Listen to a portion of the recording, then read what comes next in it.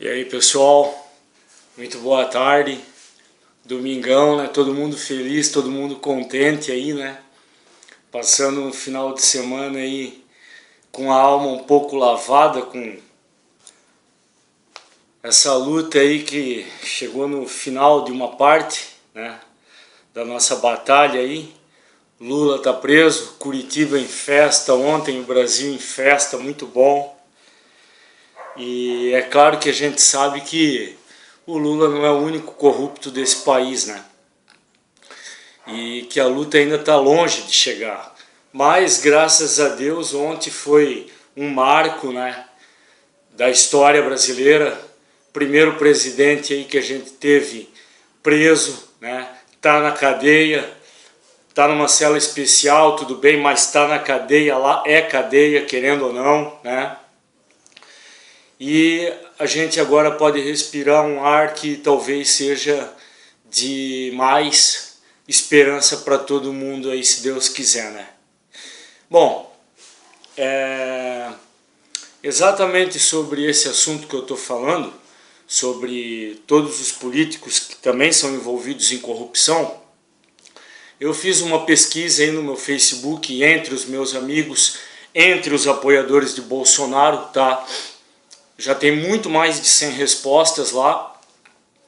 A pesquisa está aí no meu perfil. Se alguém quiser responder, pode procurar aí, pode responder, porque daí eu vou continuar tabulando essa pesquisa com outros resultados. Mas eu peguei as primeiras 100 respostas, tá? Para pegar um número exato, para pegar um número perfeito, para dar a porcentagem do resultado da pesquisa, tá?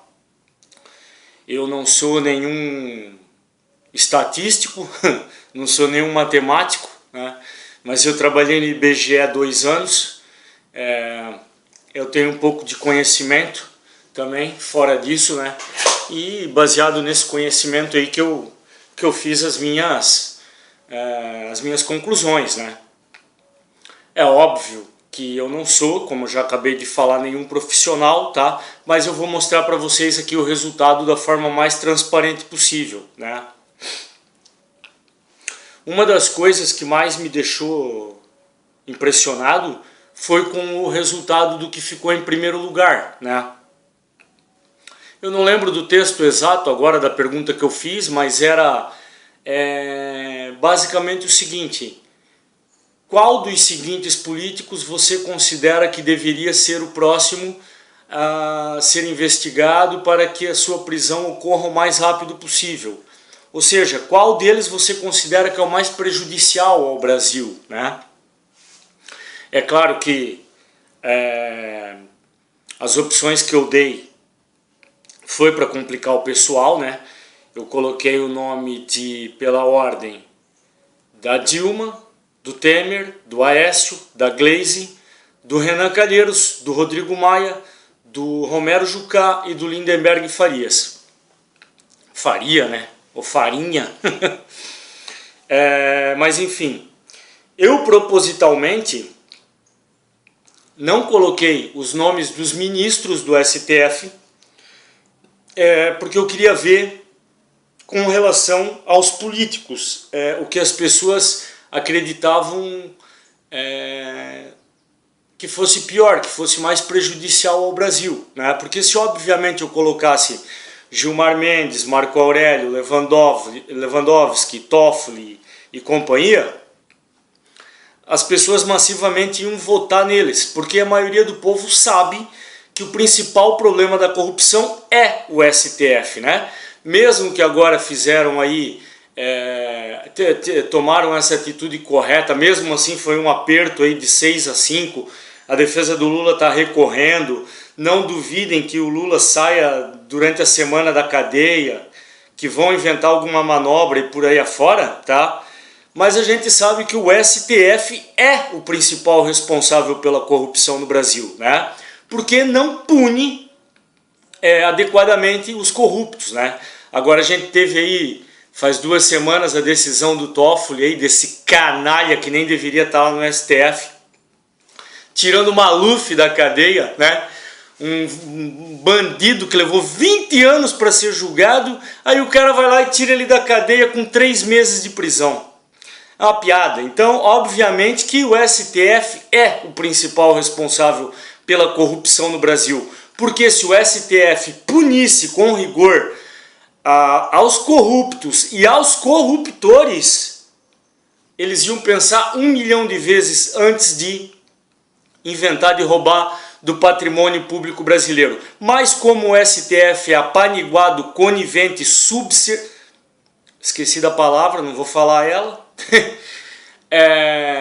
Mas digo mais, é óbvio que quem é que não acredita que o Gilmar, que o Toffoli, que o Lewandowski ganham dinheiro com essas decisões, né, entre aspas. É óbvio que eles tiram um bandido da cadeia porque ganham alguma coisa, né?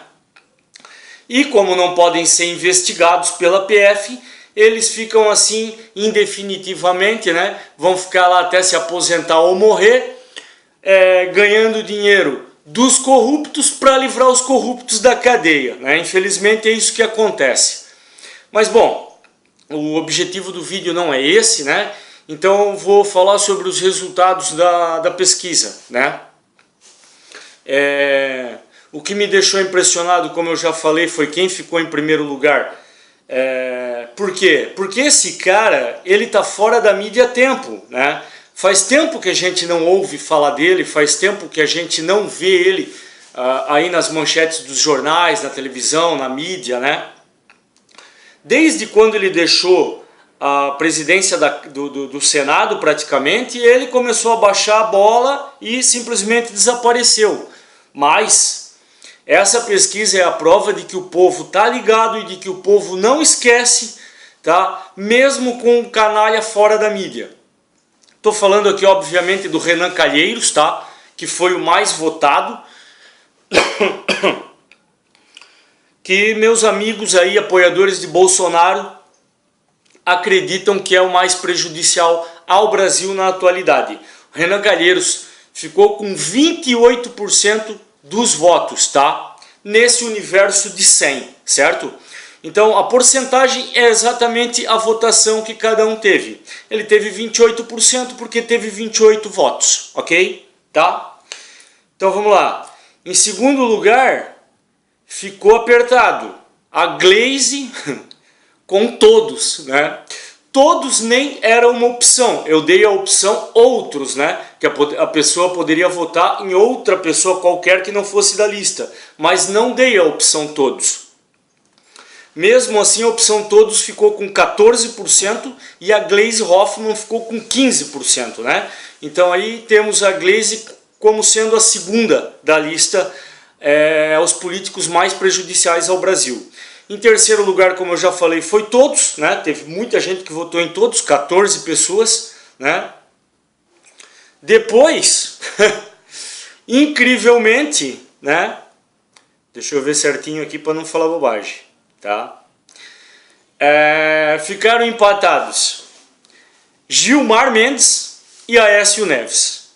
Bom, como eu já falei, o Gilmar não fazia parte da lista, então ele não estava na lista, né? Mesmo assim, espontaneamente, 10 pessoas votaram nele, né? Provavelmente por todos esses motivos aí que eu já falei para vocês sobre o STF, né? Que não é nem um pouco confiável, ainda mais o Gilmar Mendes. Então o Gilmar Mendes teve 10% e o Aécio Neves teve 10%. Com relação ao Aécio Neves, eu quero chamar a atenção para o seguinte. A maioria, né, dos nossos amigos, dos apoiadores de Bolsonaro, dos eleitores, das pessoas, de quem é contra o PT, né? Mesmo não sendo apoiador de Bolsonaro, mas que é contra o PT, essas pessoas têm uma preocupação muito grande com relação ao Aécio. Por quê?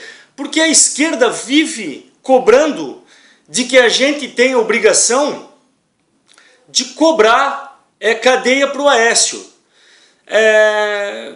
Que é uma coisa complicadíssima. Porque primeiro que o Aécio, ele é um parlamentar, ele é um senador investido, assim como o Renan Calheiros, assim como o Romero Jucá, assim como Gleisi Hoffmann, assim como o Lindenberg Faria. Então eles só podem ser investigados pelo STF, tá? O bando de ignorantes que cobra do Sérgio Moro investigação contra Aécio Neves. Primeiro que o Sérgio Moro não é investigador, ele é um juiz, tá? Então, como ele vai investigar? Ele não tem essa responsabilidade. A responsabilidade dele é julgar casos que venham para ele com pessoas que não têm foro privilegiado, que era o caso do Lula, por exemplo, que era o caso do Eduardo Cunha, que ele botou na cadeia. O Eduardo Cunha, a partir do momento que foi cassado, foi para a cadeia e lá está até hoje. E o engraçado é que se tu perguntar para os eleitores do PT por que o Eduardo Cunha foi preso, qual o motivo que o levou à prisão, nenhum deles vai saber responder. Provavelmente você mesmo que está aí ouvindo agora esse vídeo também não sabe responder. Isso por quê? Porque o Eduardo Cunha é não é que ele não seja corrupto, é um corrupto igual outro qualquer. Mas diante desses nomes aí que estão sendo colocados, o Eduardo Cunha é um escoteiro, né? Um moleque aí para ser julgado pelo Tribunal de Pequenas Causas, tá? Depois, então ficou Aécio e Gilmar Mendes empatados em quarto e quinto lugar sucessivamente, tá? Depois aí a gente teve Dilma com 6%, isso aí foi o que me impressionou, porque bastante gente, pouca gente, né, votou nela, mas eu acredito que seja por causa das opções. Então muitos preferiram votar no Renan, ou em todos, ou no Gilmar Mendes, em detrimento da Dilma, mas não porque acha que ela seja honesta, e sim porque acha que os outros são piores do que ela, que é pior. Tá? Depois ficou Temer com 5%, Lindbergh e Faria com 5% e outros com 5%. Esses outros aí foi incluído Carlos Marum, Maria do Rosário, Fernando Collor de Mello e José Sarney, tá bom? Desculpa aí, pessoal. Faltou dois da lista, que é o Rodrigo Maia e o Romero Jucá, tá? O Rodrigo Maia teve 1 voto, ou seja, 1%, e o Romero Jucá não teve nenhum voto, né? Teve 0%. Várias pessoas fizeram uma lista, né, com os nomes que eu coloquei na ordem que acreditam que deve ser... na ordem que os políticos são mais prejudiciais. Então aí incluíram o Rodrigo Maia, o Romero Jucá, em muitas ordens, né? Como segundo, como terceiro, como quarto, mas em primeiro lugar o Jucá não teve nenhum voto e o Rodrigo Maia em primeiro lugar só teve 1 voto. Tá bom?